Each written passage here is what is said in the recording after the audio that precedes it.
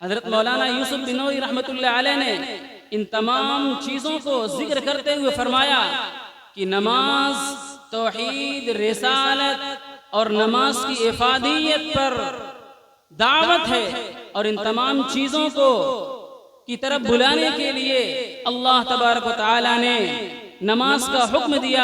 सिर्फ नमाज का पढ़ना और नमाज को पेश करना, सजदा करना, तो ये फीमा बैनहु व बैनल्लाह एक राबता है एक इंसान का और एक रब का।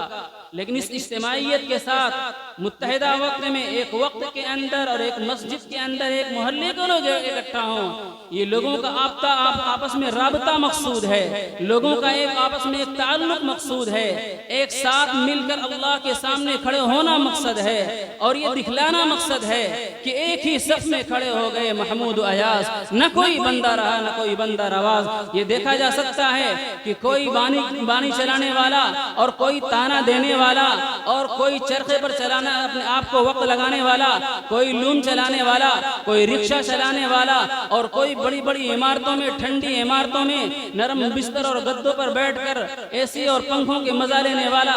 लेकिन अल्लाह का जब नाम आ जाता है, अल्लाह की किबरियाई का जब नाम आ जाता है, रसूलुल्लाह सल्लल्लाहु अलैहि वसल्लम की शहादत की बात आती है, नबूवत की बात आती है, नमाज की बात आती है, इबादत की बात आती है, तो सारे बंदे एक सफ में खड़े होंगे और अपनी हैसियत को खो करके और अपनी सानी अना को मार करके और अपनी सारी खुसूसियात को तर्क करके सिर्फ अल्लाह के बंदे बनकर मस्जिद के अंदर एक सफ में खड़े होंगे और अल्लाह के सामने सर्व सुजूद हो जाएंगे।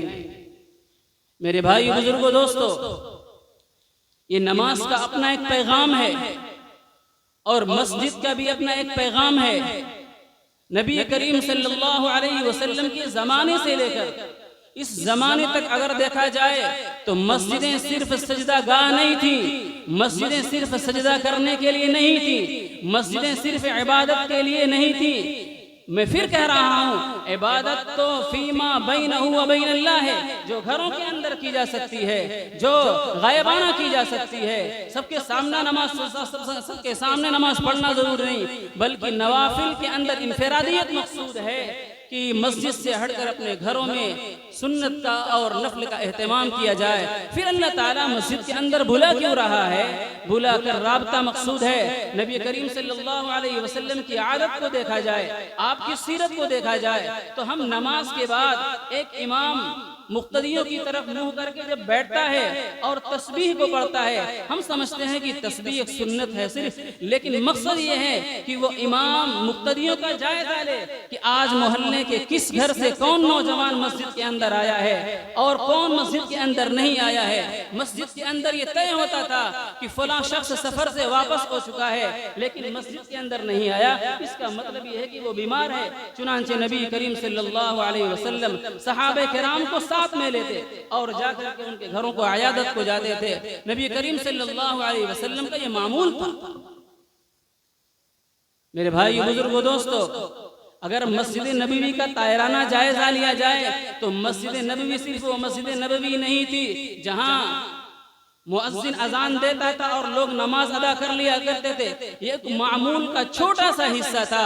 मस्जिद नबवी 24 घंटे आबाद थी, सफरा से आबाद थी, मुअल्लिमीन से आबाद थी, मुतअल्लिमीन से आबाद थी, पढ़ने और पढ़ाने वालों से आबाद थी, हदीस सीखने वालों से आबाद थी, हदीस सिखाने वालों से आबाद थी, कुरान सीखने वालों से आबाद थी, कुरान सिखाने वालों से आबाद थी, दीन सीखने वालों से आबाद थी, दीन सिखाने वालों से आबाद थी। इन तमाम चीजों का मजमुआ मस्जिद नबवी थी। उसी मस्जिद नबवी के मरकज से और उसी दीन के मरकज से और उसी मदरसे से फारिग होने वाले बड़े बेहतरीन आलिम जिनको दुनिया हजरत अबू हुरैरा रज़ियल्लाहु ताला अन्हु से जानती है, 5000 से जायद आपसे अहादीस मरवी हैं। आप नबी करीम सल्लल्लाहु अलैहि वसल्लम से रिवायत करते हैं और आप सल्लल्लाहु अलैहि वसल्लम से मस्जिद नबवी में हदीसें याद करते हैं। हजरत अबू हुरैरा रज़ियल्लाहु ताला अन्हु फरमाते हैं कि मैंने 70 से ज़ायद ऐसे सहाबियों ऐसे सहाबा को देखा है जो सुफ़ा के चबूतरे पर आते थे और उनके पास दो लिबास नहीं होते थे, यानी कुर्ता और पैजामा, यानी कुर्ता और लुंगी नहीं होता था, चादर लंबी होती थी, गले से बांधकर उसको लटका देते थे या उसको लपेट कर बैठ जाते थे। कभी कभी उनका पाँव खुलता, कभी ये गरिबान खुल जाता। ऐसे 70 से ज्यादा सहाबा थे, लेकिन उन्होंने मस्जिद से इल्म हासिल किया। तारीख की वो पहली दरसगाह है, तारीख की वो पहली दीनी दरसगाह है जहाँ से इल्म की शमा फूटती है, जहाँ से दीन की शाखें फूटती हैं। वो मस्जिद भी है, वो मदरसा भी है, वो तालीम गाह भी है, वो तरबियत गाह भी है, वो हदीस पढ़ाने की जगह भी है, वो सजदा करने की जगह भी है। तारीख को आगे बढ़ाइए। इस्लाम बढ़ रहा है, इस्लाम इराक में गया, इस्लाम शाम में गया, इस्लाम बगदाद में गया, इस्लाम कूफे में गया, कूफे में गया वहाँ जामा मस्जिद बनी, बगदाद में गया वहाँ जामा मस्जिद बनी, शाम में गया वहाँ जामा मस्जिद बनी, और अंदलुस में गया वहाँ जामा मस्जिद बनी, मिस्र में गया वहाँ जामा मस्जिद बनी, ट्यूनिस में गया वहाँ जामा मस्जिद बनी। जहाँ जहाँ जामा मस्जिद बनती गई वहाँ वहाँ वो जामा मस्जिदें इल्म की दीनी दरसगाहें थी।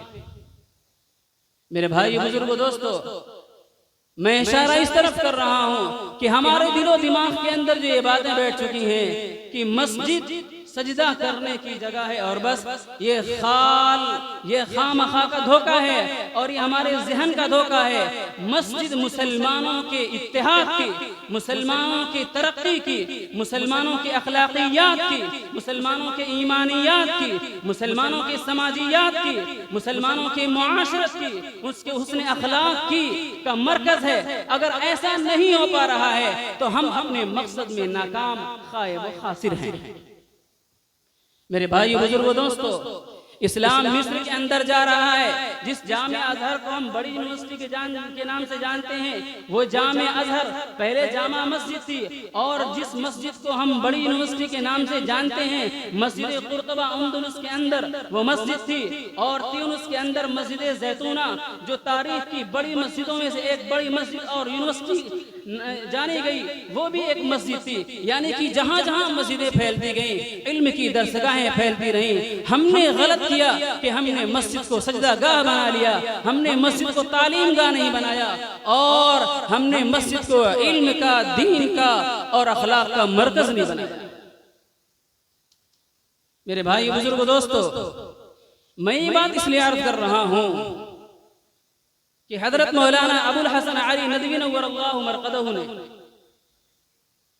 अपनी आखिर की जिंदगी में दुनिया के तमाम बिलखुसूस उलमाए हिंद को, हिंदुस्तान की मुसलमान आवाम को, और हजरत मौलाना अबुल हसन अली नदवी नव्वरल्लाहु मरक़दहु का आखिर के ज़माने में सफ़र शाम का हुआ हो, सफ़र सऊदी अरब का हुआ हो, सफ़र बर्मा का हुआ हो, सफ़र बांग्लादेश का हुआ हो, सफ़र पाकिस्तान का हुआ हो, जहाँ जहाँ सफ़र में गए मुसलमानों से अपील की। सफ़र बेंगलोर का हुआ हो, हजरत मौलाना ने अपनी आखिर की ज़िंदगी में मुसलमानों से अपील की कि मुसलमानों मस्जिदों को मस्जिद न बनाओ, मुसलमानों मस्जिदों को मरकज़ ईमान बनाओ, ईमान का मरकज़ बनाओ, तालीम का मरकज बनाओ, अखलाक का मरकज बनाओ, बच्चों के ईमान के बढ़ जाने का मरकज बनाओ।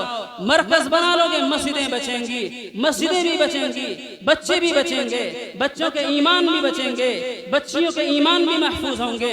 अगर खुदा ना खास्ता मस्जिद को हमने मस्जिद समझ लिया और मस्जिद के इमाम सिर्फ मदरसों से आते रहे, अगर मदरसों पे हमला हुआ, मदरसों को बंद किया गया, मदरसे हालात का शिकार हुए, इमाम कहाँ से लाओगे, मुअज्जिन कहाँ से लाओगे, मुफस्सिर कहाँ से लाओगे, मुहद्दिस कहाँ से लाओगे, ईमान बसाने वाला कहाँ से लाओगे, तस्कीर इल्लाह करने वाला कहाँ से लाओगे। ईमान बचाने के लिए हम सबको मस्जिद की जो हैसियत नबी करीम सल्लल्लाहु अलैहि वसल्लम के ज़माने में और बाद के अदवार में रही है, हमको उस हैसियत पर मस्जिद को लेकर जाना पड़ेगा। मेरे भाई बुजुर्गों दोस्तों, आज अगर आपका सफर न कर सके, मोबाइल सबके हाथ में है, यूट्यूब उठाइए और अमेरिका का जायजा लीजिए, फ्रांस का जायजा लीजिए, इंग्लैंड का जायजा लीजिए, लंदन का जायजा लीजिए, यूरोप के तमाम ममालिक का जायजा लीजिए, उन तमाम ममालिक में मस्जिद को मस्जिद नहीं कहा जाता, मस्जिद को इस्लामिक सेंटर के नाम से याद किया जाता है। किसी को इस्लाम समझना है मस्जिद चला जाए, किसी को इस्लाम से एतराज है मस्जिद चला जाए, सहाबा पर एतराज है मस्जिद चला जाए, इस्लाम को समझना है मस्जिद चला जाए, उसकी माली कमजोरी है मस्जिद चला जाए, बच्चों को पढ़ाना है मस्जिद चला जाए, दीन का मसला है मस्जिद चला जाए, मुसलमानों की समाज का मसला है मस्जिद चला जाए, मुसलमानों के तमाम मसाइल मस्जिद से हल होने की जिम्मेदारी हम सबको लेनी चाहिए और इसकी जिम्मेदारी हम सबकी है। अगर इस जिम्मेदारी से हमने मुंह मोड़ा तो मस्जिदें खुदा न खास्ता ये अपने मकसद के अंदर सही रास्ते पे नहीं चल रही हैं। सही रास्तों पे लाने के लिए हम सबको जिम्मेदारी उठानी पड़ेगी और हर मस्जिद के अंदर मरकज कायम करना पड़ेगा, दीन का मरकज, मकतबे दीनिया और इस्लाम को समझने के लिए, नमाज को समझने के लिए, नमाज की अमली मश्क के लिए मस्जिदों के अंदर लाइब्रेरियां होनी चाहिए। गोया कि मस्जिद से तमाम मुसलमानों के मामलात हल होने चाहिए। अगर हिंदुस्तान का जायजा लिया जाए तो हिंदुस्तान के अंदर मुसलमानों के मसाइल आए दिन पेपर्स के होते हैं, डॉक्यूमेंट्स के होते हैं, वो तमाम डॉक्यूमेंट्स की जिम्मेदारी मस्जिद से होनी चाहिए। मोहल्ले के अंदर कितने मुसलमान रहते हैं, मुसलमानों की लिस्ट मस्जिद के अंदर होनी चाहिए। पैदा होने वाले बच्चों का इंदराज मस्जिद के अंदर होना चाहिए। इंतकाल किए जाने वालों का नाम, उनका इंदराज मस्जिद के अंदर होना चाहिए। और जो जरूरी डॉक्यूमेंट्स हैं और जरूरी कागजात हैं, उन तमाम की जिम्मेदारी मस्जिद के अंदर है, मस्जिद वालों पर है और हम सब मस्जिद वाले हैं। अगर हम माहौल बनाएंगे इंशाअल्लाह हमारी ये मस्जिद नमूना बनेगी और इससे काम का आगाज होगा। हद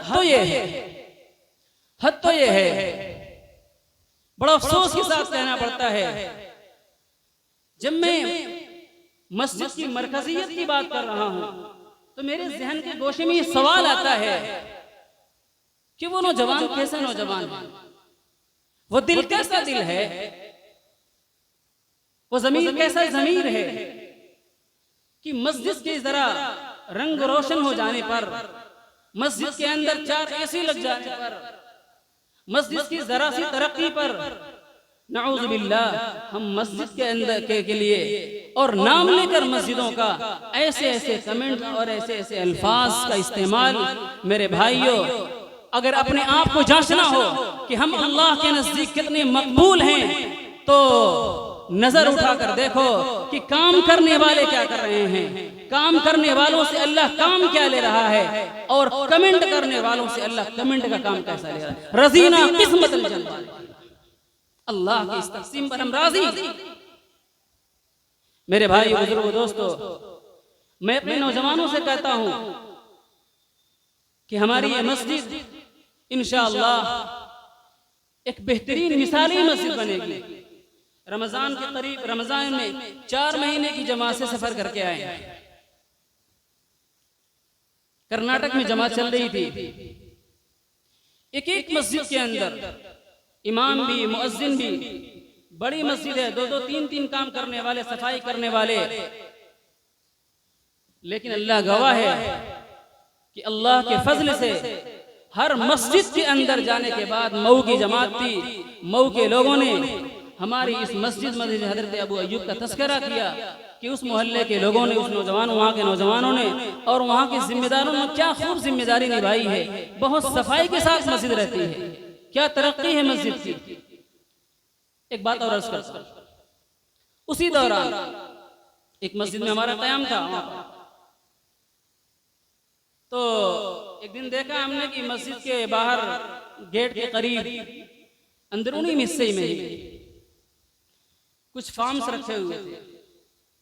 अगले दिन फजर के बाद जब मशवरे के साथी बैठे तो मालूम हुआ कि मशवरे के साथियों ने, जमात के साथियों ने ये बेड़ा उठाया है कि उसी मस्जिद के करीब एक बड़ी सी आबादी मुसलमानों की है, सफाला पोश मकान है, गिरते पड़ते मकानात हैं, मजदूर तबका है,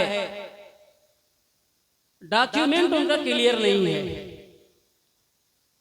उनका डॉक्यूमेंट क्लियर करने के लिए जमात के साथियों ने जिम्मेदारी उठाई और बात की इत्तला मिली मुझे कि उन तमाम के जो जरूरी डॉक्यूमेंट्स है, मस्जिद वालों की इस जिम्मेदारी और इस दर्दमंदी पर उसका फल ये मिला कि उन तमाम लोगों के लगभग डॉक्यूमेंट्स तैयार हो गए।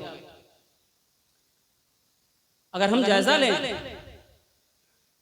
तो हमारे अपने घरों में 6 फैमिली है, 6 अफराद हैं, 8 अफराद पर मुश्तमिल फैमिली है। जब वोट देने का नंबर आता है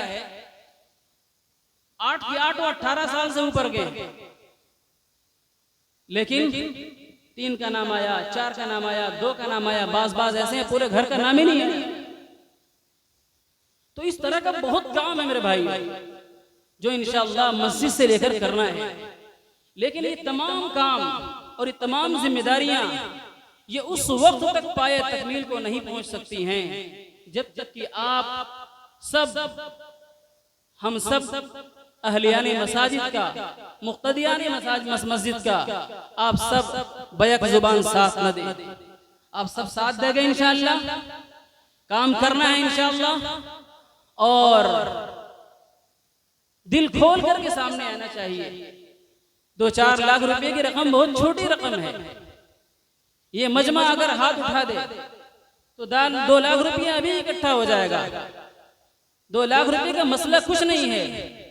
मैं आपके दिलो दिमाग के अंदर ये बात बैठाना चाहता हूं, अगर मैंने ये बात कहने में कोई कमी की है या मैं बात कह ना सका हूं, अल्लाह के वास्ते आप जाइए, मुताला कीजिए, मसाजिद की हिस्ट्री उठा के देखिए, मसाजिद का किरदार उठाकर देखिए, आपको नजर आएगा कि मस्जिद नमाज के बाद ताला बंद करके घर चले जाने की चीज नहीं है। मस्जिद 24 घंटा आबाद करने का मकाम है।